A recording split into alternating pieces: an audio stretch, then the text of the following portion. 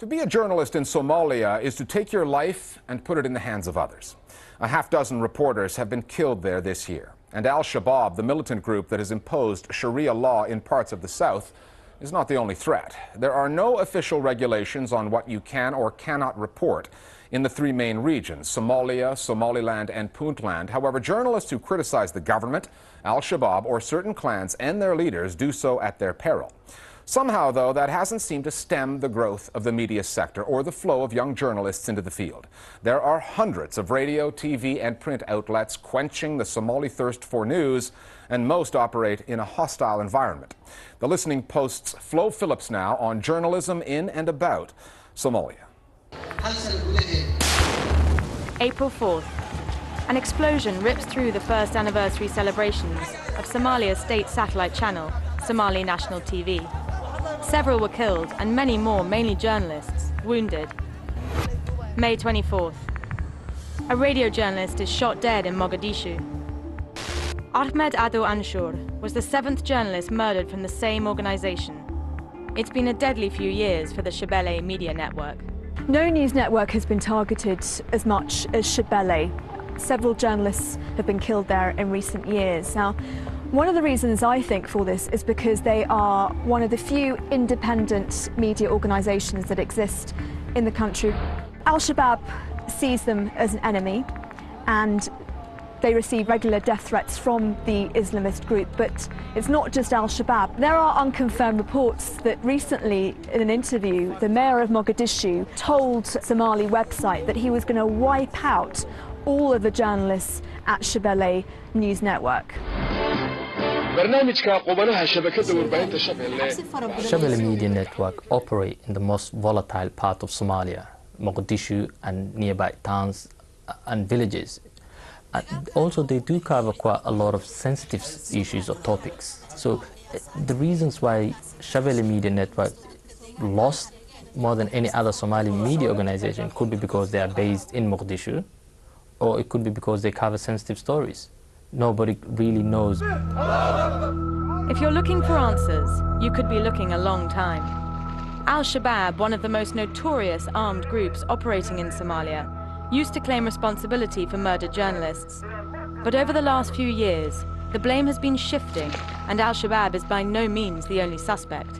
The threat doesn't come from Al-Shabab only. The threat comes from all sorts of people, actors, all sorts of people who don't want these stories to come out.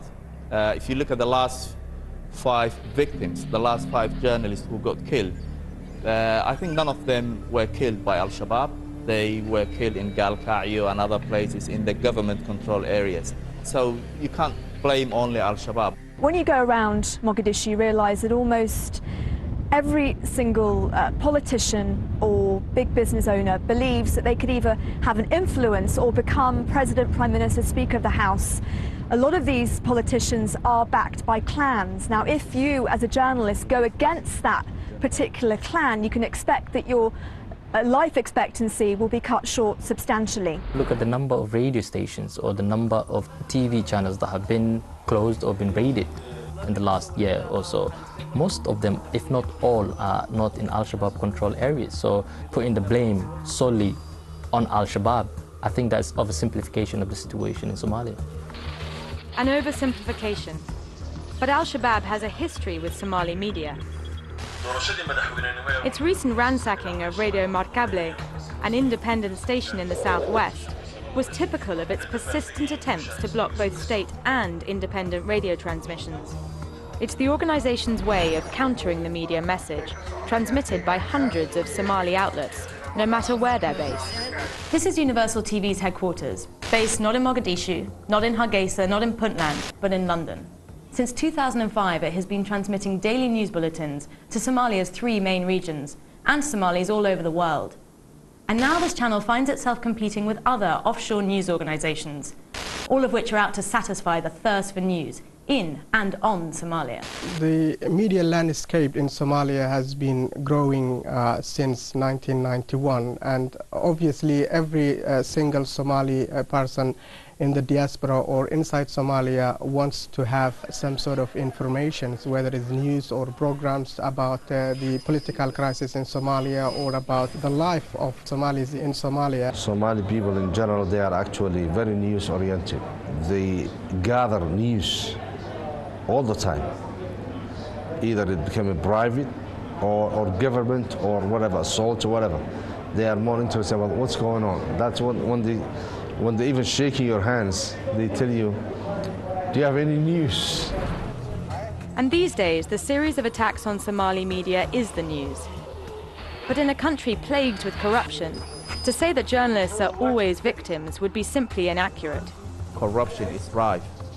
I always say to Somali journalists, we were meant to fight corruption. As journalists, we were meant to expose the bad guys. But if we are the bad guys, then how could you say, I am doing a good thing? I was in a press conference, and as soon as the press conference finished, there was somewhat of a gathering towards one side. And I looked, and there was money being exchanged. And I was told that is how it works. You want your story to be covered, you have to pay the journalist. You cannot defend that kind of behavior, but then when you know the journalists paid less than $50 a month, and they do have a family and people who depend on them. So it is a market industry. The main issues in Somalia is the ownership of media houses. Most are bought or either controlled by private businesses, so there's a lack of independence there. And most of these people who own these media outlets belong to one clan or the other, so there is a clan-based agenda when it comes to journalism. But corruption is just one of Somalia's worries right now. It's a country that's been torn apart by years of civil war, famine, drought, and piracy. And it's lucky hundreds of young Somalis are still queuing up to tell its story. It's a tough job, and somebody has to do it.